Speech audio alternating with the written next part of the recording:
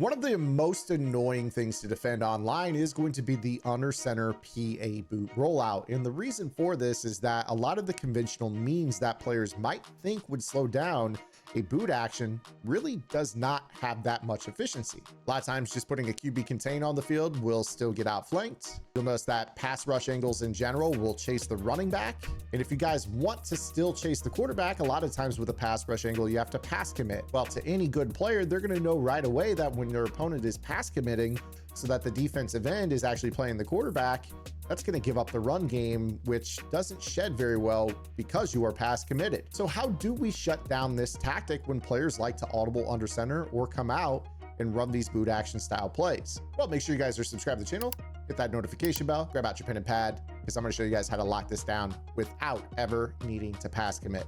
This is going to get you sacks, red zone stops, end of game wins, I promise you. Let's go. So while I just kind of summarized what the boot action does, let's go ahead and actually take the field and show you guys what this truly does to a pass rush in this game. So when we talk about a PA boot, I'm just going to set up a simple 5-out, nobody extra blocking here, and I'm going to just have Khalil Mack rushing off the edge. I'm not going to do any containment right here. You're going to see I'll even crash up.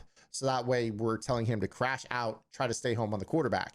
What you're going to see is that with a boot action, we do not block the backside defensive end on the side that we are going to quarterback boot towards. And as a result, he will come down the line chasing the running back and allowing the quarterback to break that containment and scramble. And in this game, we know quarterbacks can take hits and not really fumble that much.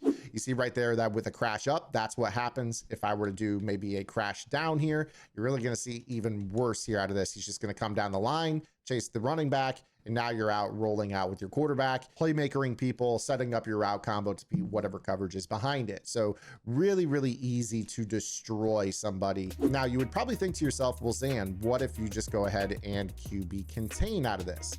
That's great, except for it doesn't really work either, believe it or not. You're going to see here that you can still get outside of a contain and turn the corner. Now right here, I'm not even using the fastest quarterback in the game. You guys know that there are faster quarterbacks than Caleb Williams, and still yet I'm able to outflank this player. A lot of times with these QB contains, you will just be able to roll out right by them. They get kind of hung up, and you see right here, this allows you to be able to get outside and make a choice whether you want to throw, scramble, whatever. So really, really obnoxious. And this has led towards a lot of players saying, okay, well, what we're going to do is we're just going to say, I know a play action is coming. I'm going to pass commit. Now that's cool, except for one, sometimes the pass commit doesn't even work. And two, if I do see him play the upfield boot and sack me, I know right away that my opponent has pass committed. What that means is that the next time I come out in this, I'm more than likely going to play off of that tendency, and I'm just going to run a inside zone. Now don't have an inside zone on this particular audible set, so I'll just audible into one here. As we know, when we pass commit in this game, this is going to lead towards the linebackers dropping back into their pass assignments. This is going to lead to the defensive lineman not shedding in the run game. So this is going to basically allow you to really get to that second or third level before any contact is made. And it's going to have to be an unblocked defender that makes that play happen. Pretty much everybody that is being run blocked when you are pass committed is going to struggle mightily with getting off of a block. So we take a look here at this instant replay. Just see here how all the defensive linemen are basically pushed back. They can't shed. The linebackers are locked onto their guys. The only thing that can really happen to get a shed is a disengage angle. You see right here, number 74 has to let go to avoid a holding penalty here, but Luke is not really impacting that play. If I had run the ball, inside on this, or even swerved a little bit more, probably would have been able to run right up the middle. But the point is, when you pass commit, your entire run fit is screwed. So you have to have a way where you can stop the run and contain the quarterback boot without having to pass commit. So we absolutely need a way to stop quarterback boot action without having to pass commit at all. Well, enter the nickel wide defense. Now, gridirongameplans.gg is the home of the original nickel wide defensive game plan. While you guys have probably heard of the Overstorm Brave meta and the Tom meta from the stunning purposes, we have all that on the website. But another reason that I chose the nickel wide when I launched this in my Miami Dolphins defensive game plan is because this does handle the under center PA rollout. I wanted to choose a defensive formation that would allow for me to handle the run, the boot actions, the pass, and be able to stunt and blitz for pressure. And this is really one of the best formations in the game as a whole. So what I'm going to do here is I'm going to show you guys, and I've gotten a ton of sacks off of this technique, what I like to do when somebody goes under center. So if I know that there is a gigantic threat of any type of PA boot, all we do in the nickel wide is we will pinch our defensive line, crash down, and QB contain. That is it. That is it. I know that sounds like a lot, but it's really just basically 3 steps: pinch, crash, QB contain. You could do that in 1 second. Now, what's cool about this is that I don't have to pass commit. Your contain from the defensive end and wide does not glitch out like the one that I showed you earlier in the video. It stays really in a good spot to be able to relate to the quarterback as he boots right into the pressure. So we snap this ball, and you're going to see that we just have to make a dive tackle. Click on, tap X, easy sack every single time. You're not going to be able to get away from this at all, really. Now, what I'm going to do is I'm going to show this to you. I have a variety of different looks here. Obviously, there's a lot of things that could go into your edge being a little bit more effective. Obviously, you know, the faster, the better. I'll put in some speedier players here. For me, I've got Greenlaw powered all the way up and Tremaine Edmonds here.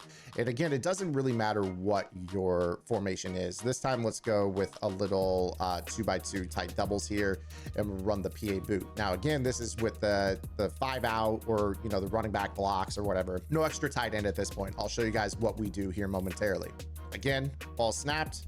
You see here that we're booting right into this, and all you have to do is really just click on and tap X. That simple. It's so easy to do. Even if you have bad user stick, bad user skills, poor timing, it's still going to be just fine. So again, here, all you're doing is pinching, crashing down, QB containing.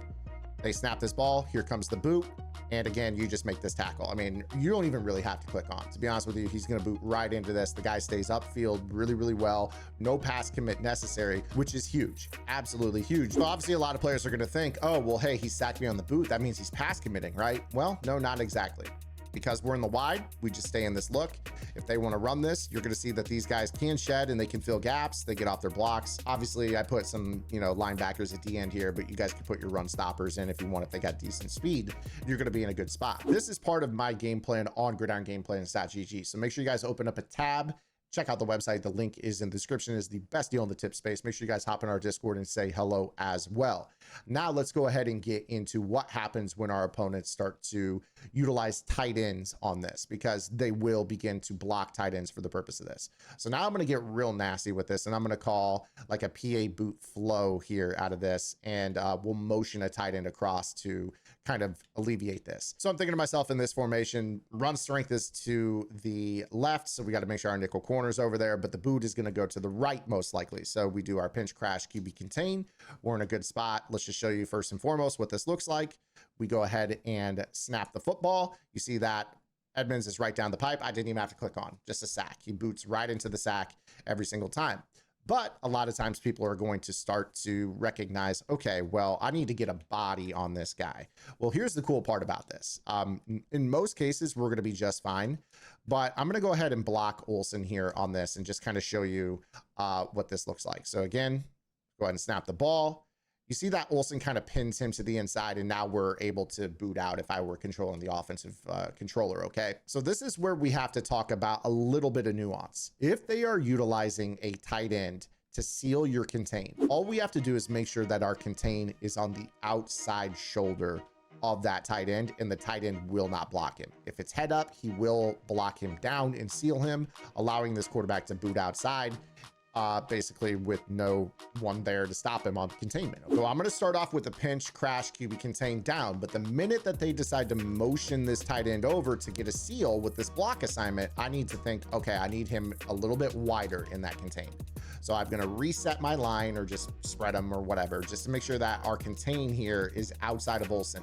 So now they're going to snap the ball, and they're going to boot right into Micah Parsons. We click on and make our dive tackle. Really, really easy to stop this. If you guys want to spread this out, just kind of be advised that sometimes this can have a positive result. sometimes this can be a little bit negative. I don't like being super wide on our contains because actually they tend to run inside more, getting flanked, but sometimes this can actually be super valuable where he actually does play the upfield shoulder. Again, no matter what, in those situations, you're probably going to be best clicking on and making a dive tackle. It is really not hard. You basically just press B or circle, and then you're going to hold the thumbstick down and outside towards the boot direction and tap X. You'll get yourself a tackle. If you guys need Heat Seeker on, that could be something that will help as well with this, but you don't have to have that setting on. But I hope this helps you guys out with stopping under center boots. So many players love this. I love this. I use these a lot in the red zone. I use these a lot in medium down and distances where I think I can get my opponent to maybe worry about the run and then run the boot action. Just kind of simplifies the game, keeps it on easy mode, but it's just as easy to stop if you guys utilize the nickel wide. I'm up out of here. I hope you guys enjoyed the video. We will see you guys right back here tomorrow with another video upload. Until then, this is Zan. Get in the lab and good luck.